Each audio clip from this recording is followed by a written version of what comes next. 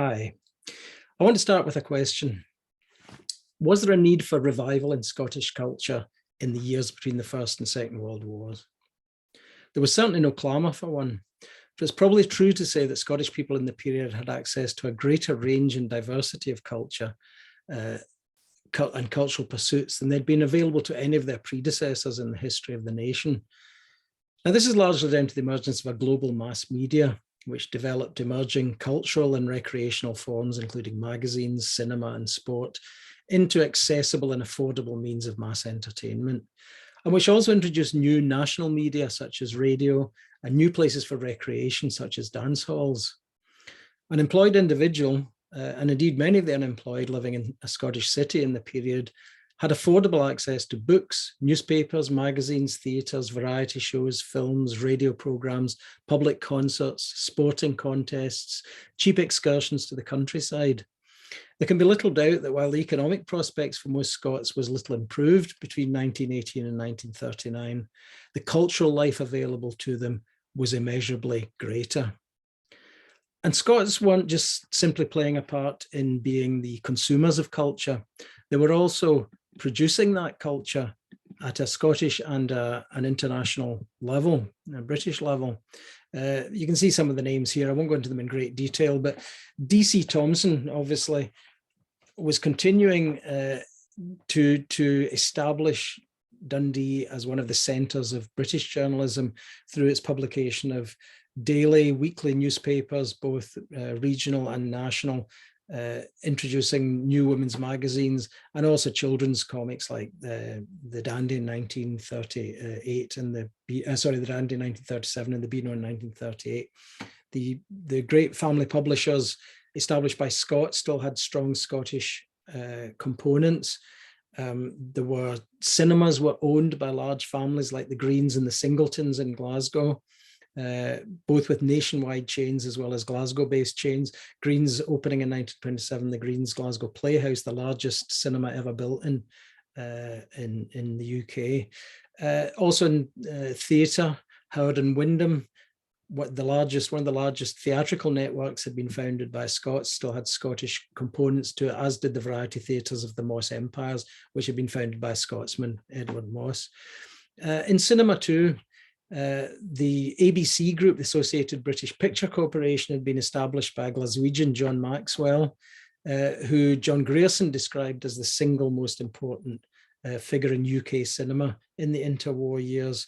John Grierson himself was Western Europe's probably foremost independent film producer as head of the GPO film unit, and one of his star directors was Harry Watt, who co-directed one of the great classic films of the 1930s in Britain, Night Mail. And of course, that's not to set aside, not to forget John Grierson, who had established the BBC and who was its continuing Director General, and who was putting a stamp of a very distinctive Scottish Presbyterian stamp, if you like, on that corporation, which would continue for the next few decades. But to read the work of many of the writers of the Scottish Renaissance is to see a different picture entirely, one of widespread cultural impoverishment. Now, their reasoning is not too difficult to work out. For a writer like Hugh MacDiarmid, the problem with Scotland is not the abundance and vitality of the culture in which its citizens take part, but in the fact that they're partaking of the wrong culture altogether, one that's rooted neither in the traditional cultures of Scotland, nor one that's grafted to the more aesthetically advanced, and in MacDiarmid's view at least, more complex cultures of European modernity.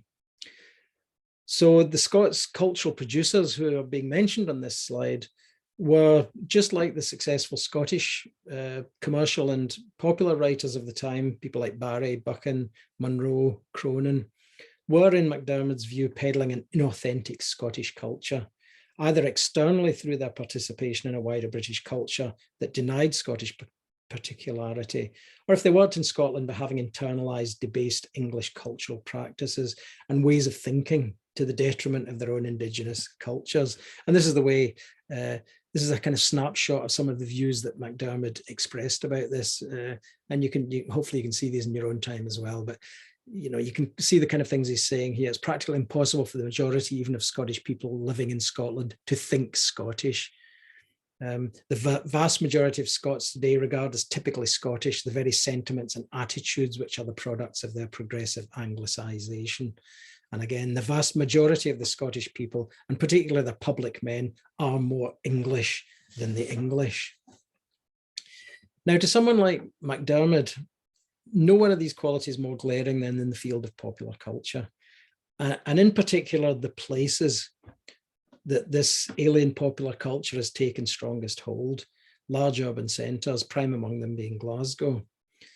The Scottish city, and Glasgow in particular, has a very bad rap in the kind of the writings of the revival. MacDiarmid characterised the people who lived in the Scottish cities, the urban proletariat, as a made in England speciality. Grasset Gibbon, writing as James Leslie Mitchell, wrote of Glasgow as a strange, deplorable city which has neither sweetness nor pride, going on to call it the vomit of a cataleptic commercialism. So when you look at novels like Edwin Muir's Poor Tom of 1932, something that he goes back to in his autobiography of 1954, and in Neil Gunn's Wild Geese Overhead, you get books in which Glasgow is the enemy of the sensitive thinking individual, a place which stifles artistic sensibility and which therefore must be flown from rather than engaged with. And you can see this particularly in the novel I want to look at. So it's just, yeah, oh, sorry, I beg your pardon. The Albanach by Fionn McCulloch. Now, McCulloch was close to MacDiarmid. MacDiarmid saw this book as the most radical product, as he said, of the whole Scots Renaissance movement to date. This is when it was published in 1932. McCulloch himself called it an extended parable or allegory of Scottish life, of the Scottish situation, and an indication of the way out. Now, this is an often beautifully written novel, in my view, particularly good at evoking Highland landscapes, but it's also a novel that's very scathing of Glasgow and Glasgow people. A novel that sees, if it sees a way out for Scottish culture, it's not in engaging with Glasgow, but in turning one's back on it, which is what its central character, Murdo Anderson, does. Now, that central character, Murdo Anderson, for him, Glasgow is characterised mainly in two things: violence and sexuality. And he discovers the thrill of both, but also the degradation of both. And this is all kind of categorized. It starts with a tram journey from the city centre into the slums. Sorry, the PowerPoint keeps jumping ahead two slots, but hopefully this will work now. And when he's on this tram heading towards the slums, things take on a kind of a swarming, animalistic, insect-like character. So he talks about all the people in restless motion like a nest of ants. He goes into the threatening sort of slums with their dark, close mouths. A strong, stale smell came out of them and struck cold on the side of your face, a smell of cold human sweat, of breeding rats.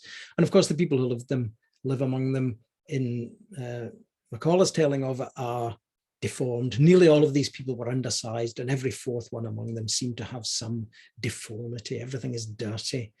And then when he does retreat from this slum into a modern Italian cafe, into the world of popular culture, what he discovers there are girls with painted faces who blew jets of tobacco smoke to the roof.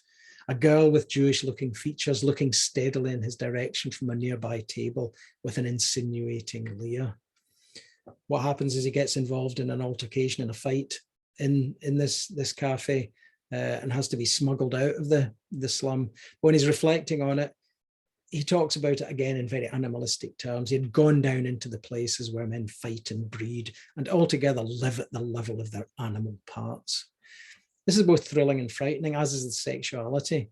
This is his gateway to Glasgow sexuality, and in the course of which he explores this, he gets a sexually transmitted disease, and this makes him see Glasgow even more as a kind of phantasmagoria through his illness. As he describes it here, grotesque figures constantly bobbed in front of him out of the crowd, leering at him with idiot faces. He was suffocatingly aware of the fact that in the city of Glasgow, there were at least 1 million people deformed, malformed, idiot-faced, loose at the mouth, etc., etc. Now, McCullough didn't always write in this vein. I came across this really interesting article by our very own Scott Lyell on about McCullough's attitudes towards Celticism and the myth of history, in particular his suggestions for kind of ending the kind of the dualism, the Descartesian sort of dualism, which in many ways hampers humanism. And this is the way he describes it, McCullough, as quoted by Scott Lyell.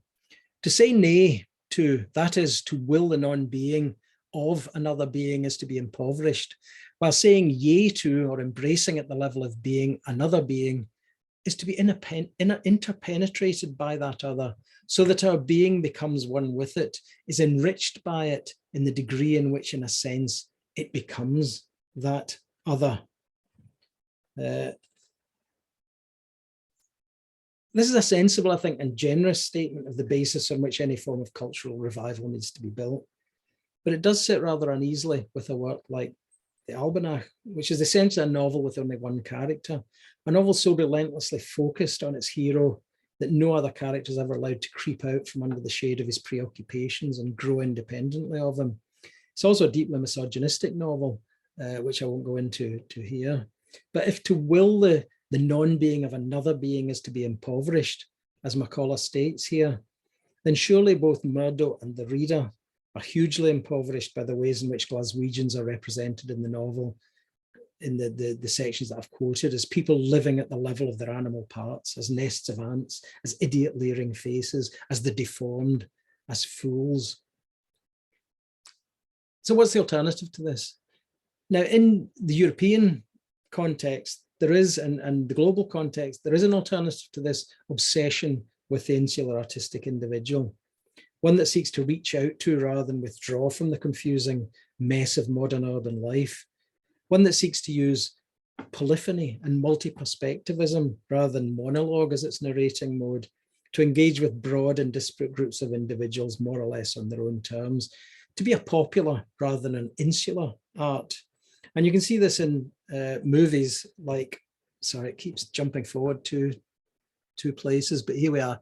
You can see it in films like Walter Ruttmann's Berlin Symphony of a City, Ziga Vertov's Man with a Movie Camera, Jean Vigo's Apropos Denise, all came between 1927 and 1930, all about places, trying to build a picture of a place, not through one single narrating consciousness, but through a kind of jigsaw of different perspectival views of the inhabitants of that place. And this has an influence on the great British documentary movement led by John Grierson. You can see it in Drifters, for example, his depiction of the Scottish fishing fleet.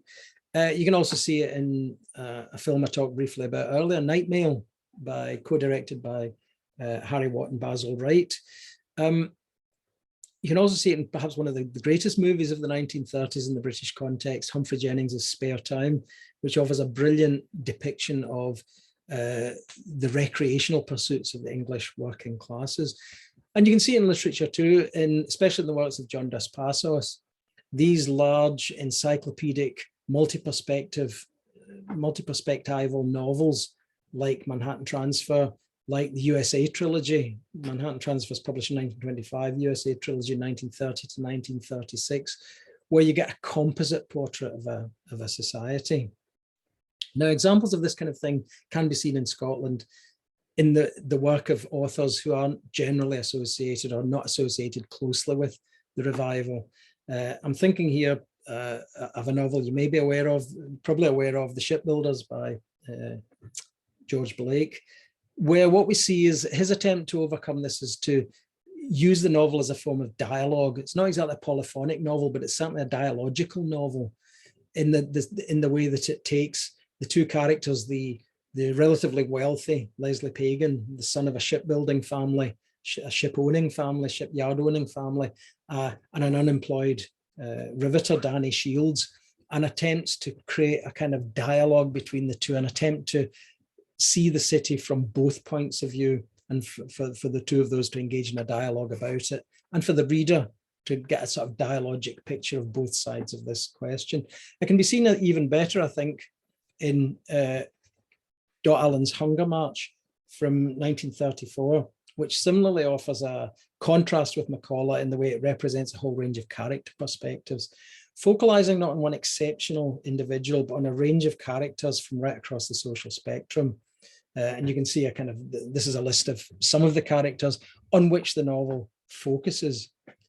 None of these can probably be described as the central focus of the novel. The novel moves between the viewpoints of each of these.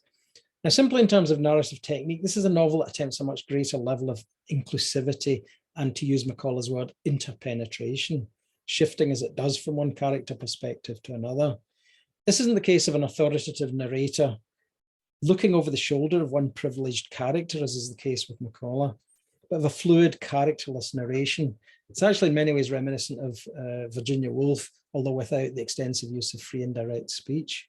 But it moves between and binds its characters in their experience of what will turn out to be a pivotal day in their lives, and also a significant day for the city in which they live.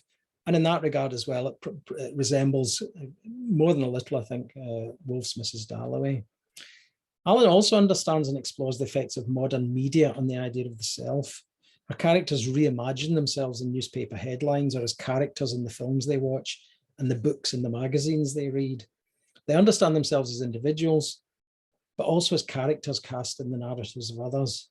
The opera singer Adele Elberstein, who was born playing Addie Mitchison, is highly conscious of the care with which a public persona must be constructed in order to remain distinctive to the public eye. She's a celebrity in the modern and the popular sense, with a reputation owed not only to her singing ability, but to a shrewd understanding of mediation and reputation management. So Allen creates, in other words, a fictional Glasgow in which her characters seem not to be simply passive, interpolated subjects, but agents with a consciousness of the transactional world they inhabit and of what they have to do in order to maintain, sometimes desperately, their positions in it. The novel's structure allows each to confront the views of the other, to understand the world from the other's point of view. And this is really brought home when a character like Jimmy Carruthers, the reporter, finds himself in George Square in Glasgow with the Hunger Marchers in a melee between the marchers and the mounted police, and finds himself pushed down into the crowd and, as the novel tells us, for the first time in his life, understands things, and I quote, from the underdog's point of view. You can see it in the character of Celia Kerr, too, Arthur Joyce's secretary, who, seeing the spectre of the Hunger Marchers in the square, suddenly becomes conscious of what unemployment might mean to them and to her. So it's a process of education through seeing through the other's viewpoint, if you like. The other thing that Allen's novel is particularly interesting about is it's open to the techniques of popular media, particularly popular cinema, not only employing editing techniques between short scenes, sort of almost like a sort of montage effect, cutting between scenes, but also in the way that the characters are aware of themselves, aware of themselves as being in some kind of film, and using analogies. The kind of imaginative world is now the world of the modern popular media. So for just one short example, Celia and Charlie fell silent, seeing Joyce's dissolve as an office scene in a film dissolves and is merged in a succession of other pictures. I want to move on to another novel, James Barks' Major Operation, which bears many comparisons to the Shipbuilders and to Hunger March. And especially like Hunger March, it employs a cinematic style editing, cutting between the perspectives of its two characters. It's a dialogue novel in the way that Blake's novel is, but it also employs many more of the kind of the montage techniques that you find in John Dos Passos and that you find to some extent in Allen's novel. So we see a lot of cutting between the two central characters, like in Blake's novel, a wealthy merchant and an unemployed shipyard worker, but also these kind of montages, very reminiscent of Dos Passos's camera eye or newsreel sections in the USA trilogy. interesting, Keir Elder's written a very interesting thesis on the cinematic elements of Barks' work, which you may want to follow up. The other thing that it does, which is quite interesting, it opens itself up to the vernacular. Not the vernacular of James's historical dictionary, but the vernacular of American popular culture. Barks is ambivalent about this culture, but he's equally ambivalent about what the novel describes as Renaissance dope peddlers and the national culture suckers. So the section I've got here comes from a part of the novel called Greta Garbo and Flora MacDonald, in which the novel pauses to consider the weekend mass exodus of working class hikers, campers and cyclists from Glasgow to Loch Lomond. What did it matter that they knew nothing of the songs that had once been sung by their forefathers on the self-same banks? The world moves on, and then it goes into this idiomatic American. Time's a certain sure go-getter, and the sweetie that inspired the guy to put the soft pedal on his love lilt in Eriskay ain't nobody's darling hereabouts. Maybe a few saps like to rave about her even yet, Renaissance dope peddlers and the national culture suckers. But we here lads from the second city of the empire are not taken in by them word dazzlers. No, sir. New times, new machinery, mass production, mass culture, mass gutter journalism. What could Loch Lomond mean? And it goes on to describe the conditions in which people live and the Hollywoodization of their lives. The wisecracking of Hollywood gets into the brain and the blues rhythm gets into the blood, for there's nothing else to keep them out. So America becomes the cultural center of the world.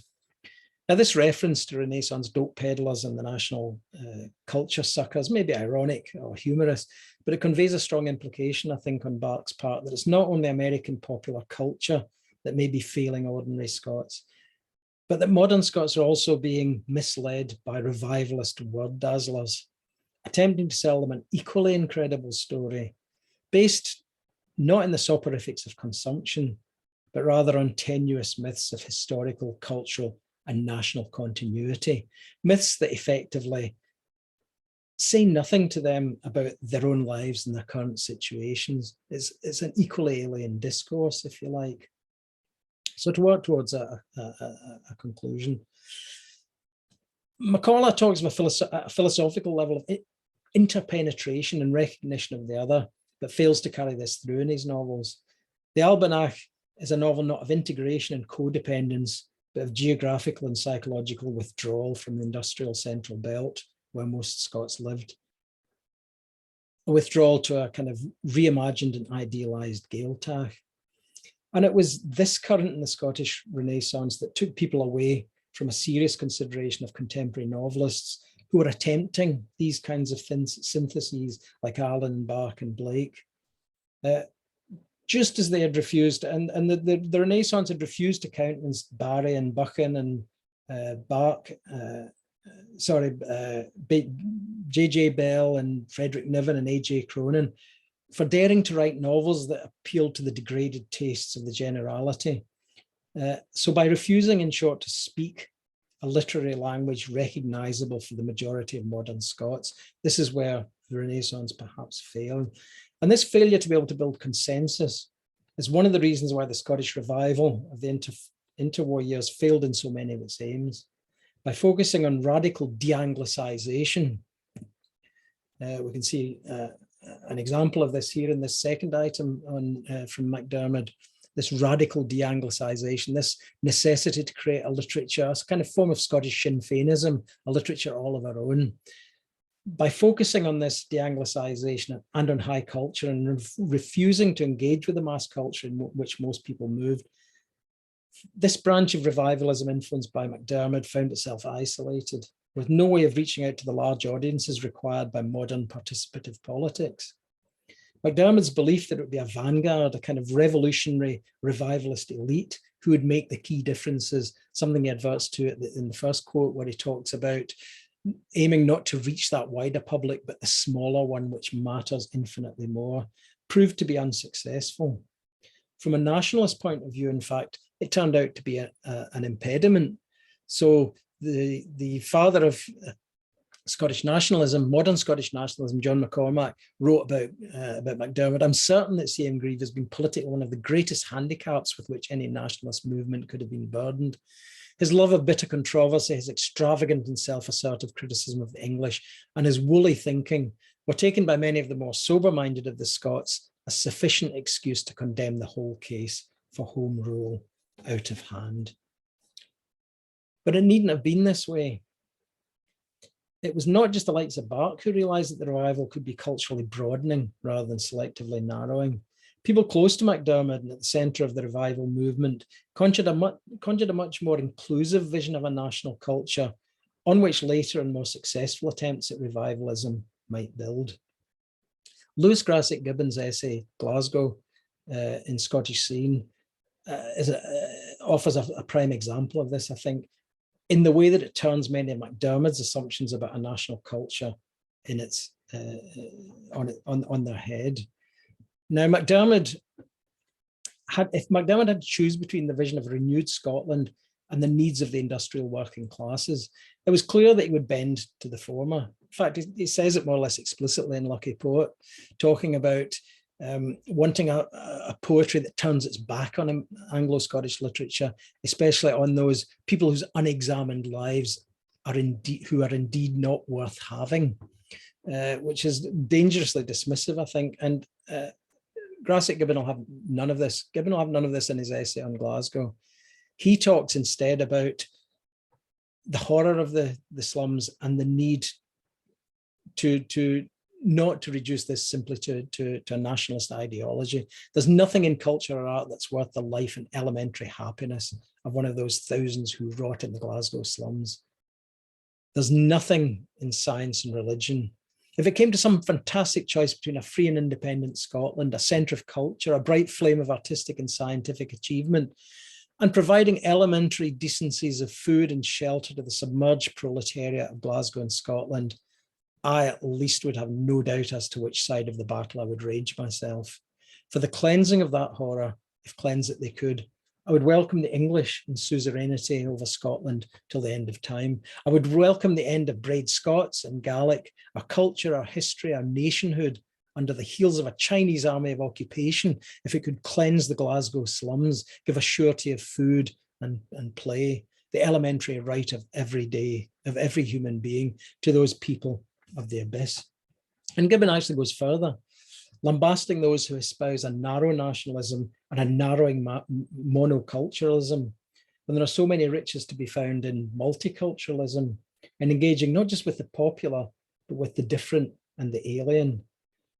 He describes a slum Glasgow in which stout men in beards and ringlets and unseemly attire lounge and strut with pointed shoes. Ruth and Naomi go by with downcast eastern faces. The Lascar rubs shoulders with the Syrian.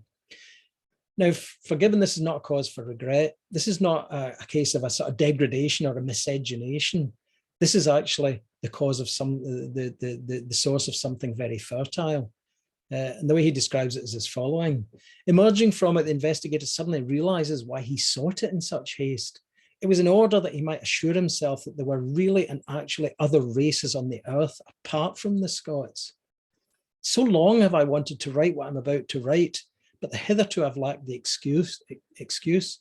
Glasgow provides it about nationalism, about small nations. What a curse to the earth are small nations.